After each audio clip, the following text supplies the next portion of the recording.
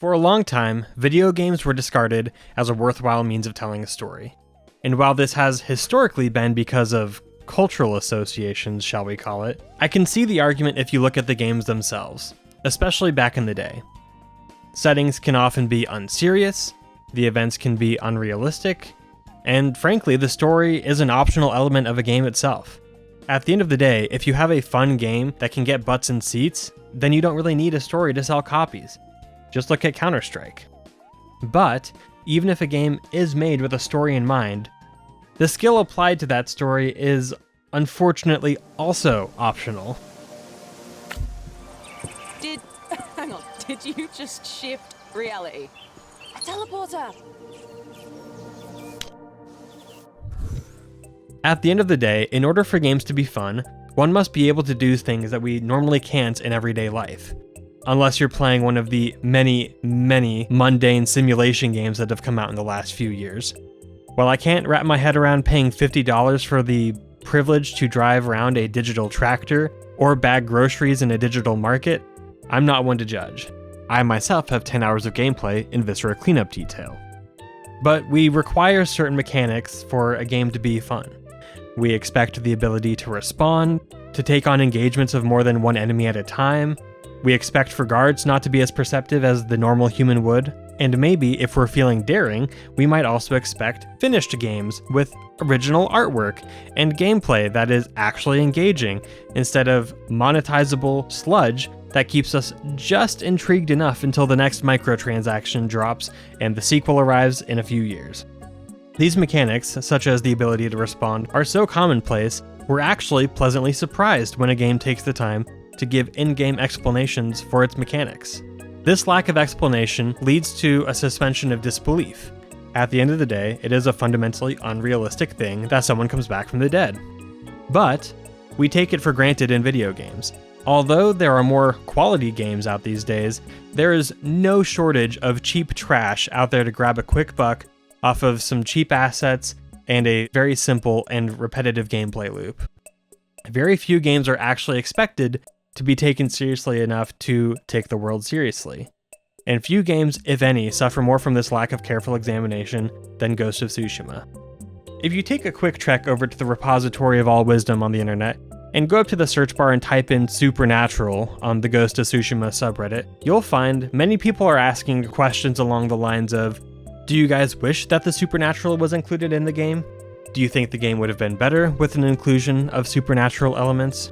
And if you look at the answers, frequently the answer is no. Both the question and the answer already presuppose that the supernatural is not there.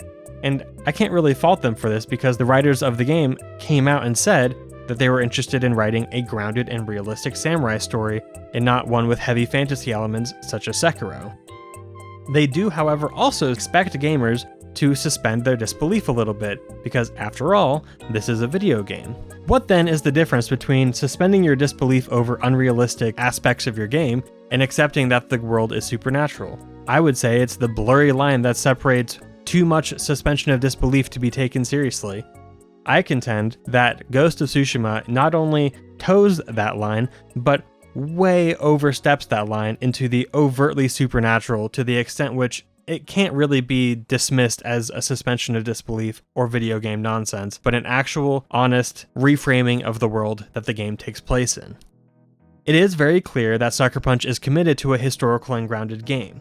The game takes place during a historical conflict, it tries to take itself seriously with its premise, it has a somewhat serious and compelling story arc, and as far as I can tell, it uses historically accurate weapons. Although I'm no historian, so feel free to correct me by leaving a comment down below. These things aside, there are more than just a few things that are not only impossible to explain, but are explained better by one simple reality: that Ghost of Tsushima is a historical fantasy game.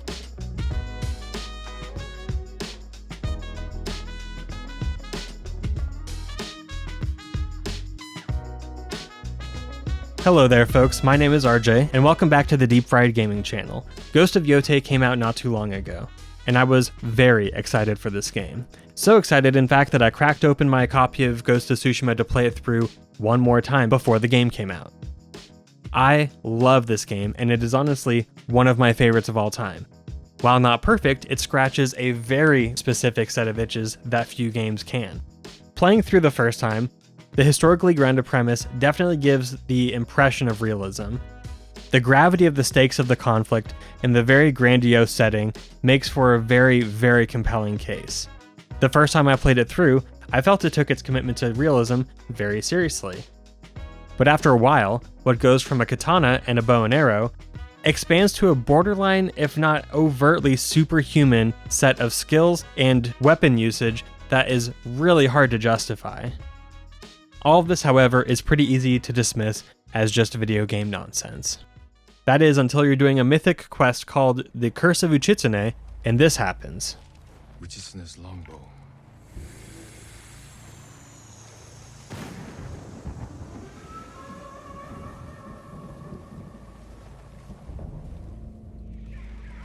Where am I? The bow is cursed. You will see nothing but death to the end of your days.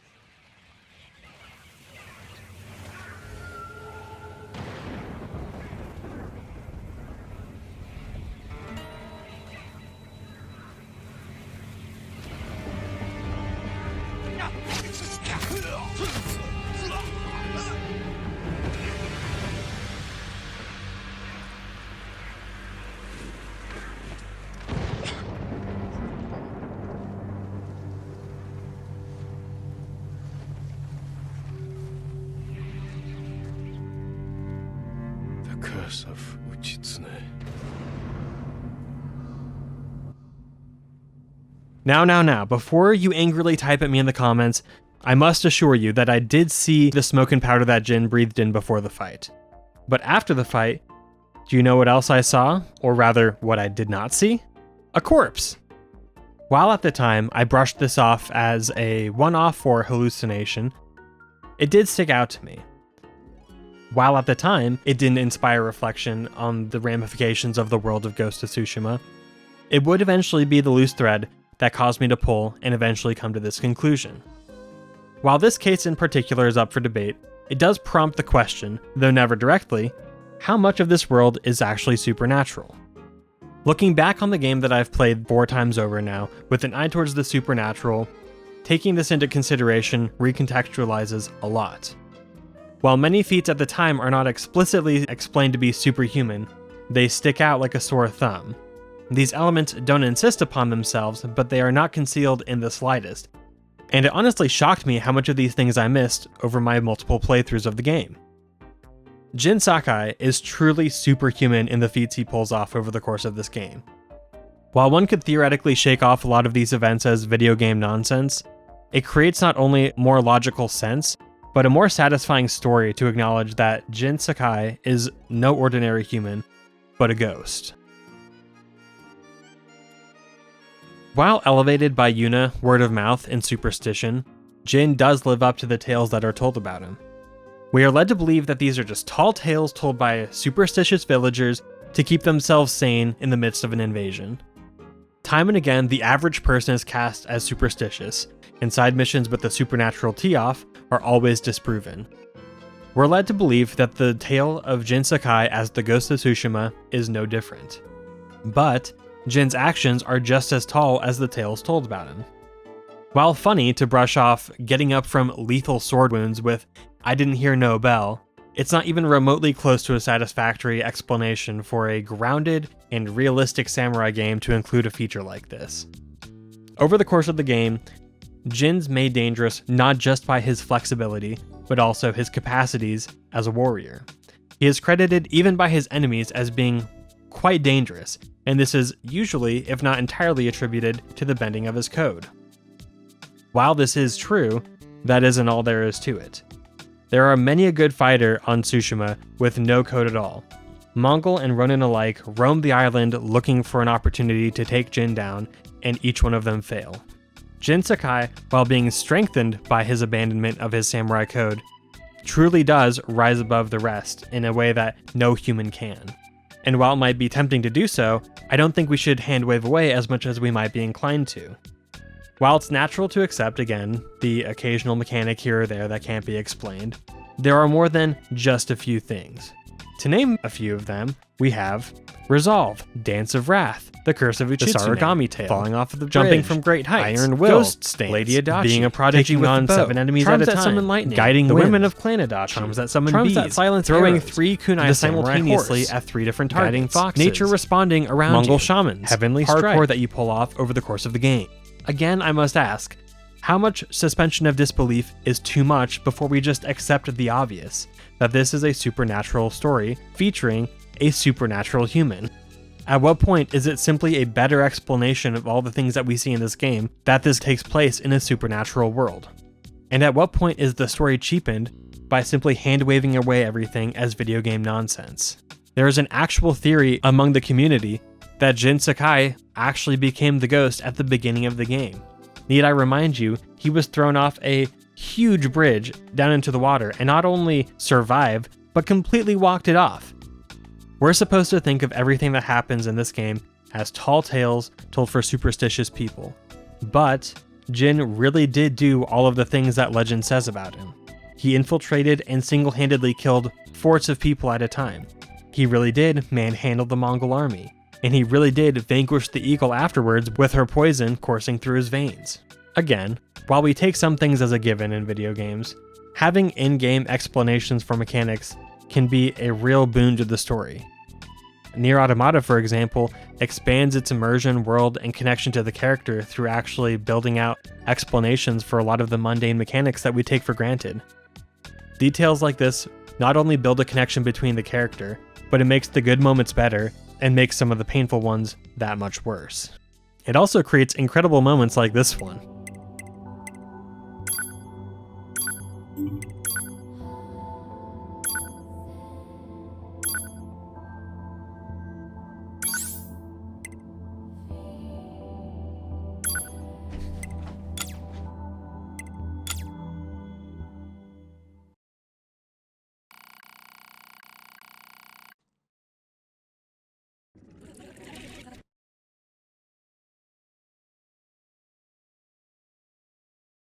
Learning of the mechanics and its explanation make the mechanic mean more. It's world building on steroids. It's neither just a gameplay mechanic, nor just a tool for story and world building, but both wrapped up into one together. I won't say the word, but when these two things work together in harmony, it really does create an incredible experience for the player. Instead of having a world held together by paper mache, there's an actual in-depth coherence to the world that not only builds investment, but appreciation. Ghost of Tsushima has a similar thing going on with its mechanics. Again, while we could simply hand-wave away all the things that happen as video game nonsense, it actually does create a more coherent and cohesive world and story to simply acknowledge that Jin is actually becoming the Ghost of Tsushima over the course of the game. Each step of the story, as Jin further forsakes his samurai code and takes on the identity of the ghost, he becomes stronger. While on the video game side, he's actually getting stronger by acquiring more skill points. Having story meet mechanics in this way actually does create a more interesting story as a result of it. Having some level of internal cohesion is what helps separate stories like this from slop. Just like it's very frustrating in movies when characters are able to pick up new abilities and drop them inexplicably without any rules or limitations, able to do exactly what the story needs them to do when they need them to do it and no other time else. It can be very frustrating when video games set rules for themselves, such as being a grounded and realistic samurai story, only to then go and break every single semblance of what looks like a grounded and realistic samurai story. Okay then, fine. The world of Ghost of Tsushima is in fact supernatural. Why does that matter? Let me direct your attention to the game that I mentioned at the beginning, Ghost of Yotei, the one that prompted this whole playthrough in the first place. As I said earlier, I was very excited for this game's release, but that excitement was in spite of a good deal of hot water that Sucker Punch was receiving for having Atsu, a female, as the protagonist. Skepticism over female protagonists is very warranted. It's usually an opportunity for a self-insert girl boss and doesn't really have a compelling story. And on top of this, there was an overt, preemptive statement that this story was going to be different than that of Jin Sakai's, almost as if they were expecting the pushback on the story and the character. But these matters aside, There was also another accusation levied that it was not realistic for a female to fight against grown men warriors. And I would agree. That is, if this game takes place in a grounded and realistic world where samurai and outlaws are fighting each other. But this isn't. Did we forget that the feats that Jin pulls off in the first game are only slightly less realistic if he's a woman? Or did we also forget about Lady Adachi, a literal grandma, and she is somehow able to take down men in their 20s with a sword? This game isn't just kind of unrealistic when it comes to these things, it's very unrealistic, and this was all over the first game. If we take into consideration, however, the fact that Ghost of Tsushima is in fact a historical fantasy game with not really any reasonable claim to being realistic, then this all actually fits internally. While one could say it sarcastically, I say seriously that this is a fantasy land, and not to be taken seriously or realistically, despite what the developers may have said in the first game. If you want to flame the devs, I won't stop you. But if you want to make the claim that this doesn't fit with the overtly supernatural and superhuman world of Tsushima, then that's false. This game in particular doesn't exactly hide the ball about the supernatural. Spoilers for the first scene of the game, Atsu dies. She literally comes back from the dead in the first scene of the game, where she earns the title of Onryo. Kind of like someone else that I know. Unlike Tsushima, which kind of hides the ball from you, Yote will pretty much come out and show you right off the rip that Atsu is the ghost. There's no hiding behind a thin veneer of realism and grounded storytelling to sell us the lie that this is in any way, shape, or form realistic. Now, let's address Ghost of Yote properly. You can't have your cake and eat it too. And you can't blame people for skepticism when you tell them that you're selling a grounded and realistic samurai game that features a female as its protagonist. For every well-written female character, there are at least 50 self-insert girl bosses with an axe to grind, and Atsu, at times, is no different. She can at times be a victim fantasy, where she is getting sideways glances and getting told that she can't carry her sword around because she's a woman, but also, at the same time, a very strong, independent, and capable fighter girl boss. Now, luckily the game doesn't throw this in your face too much, but when it does stick out. Part of the reason that this sticks out is because this game theoretically takes place 300 or so years after the events of Tsushima. And since the time of Ghost of Tsushima, female warriors have very much been a thing. And for whatever reason, 300 years later, Atsu is getting sideways glances and snide remarks from complete strangers. These bait and switch victim fantasies need to stop. And again, I will note that the writers were kind enough not to lecture the audience about this too much. But, as a result, the times that it does come up, it sticks out like a sore thumb. At the end of the day, I just want the writers to make up their mind. Is a little consistency too much to ask for? If this is a grounded and realistic samurai story, then why are we throwing around superhuman levels of strength, speed, and reaction time, following guiding winds, foxes that lead us exactly where we need to go, and birds to guide us towards point of interest? Are we making a grounded and realistic game, or are we making a fantasy? Hopefully, we can see a continued development of this game's world, and video games overall, as an excellent way of telling a story. We've already seen so many strides and excellent standouts in the last few years alone. And while not the popular understanding of this world, I think that the gameplay in the story not only is explainable, but far more satisfactory when viewed through this lens. If you like what you heard here, feel free to like and subscribe and share with your friends, and keep your eyes peeled for the next video.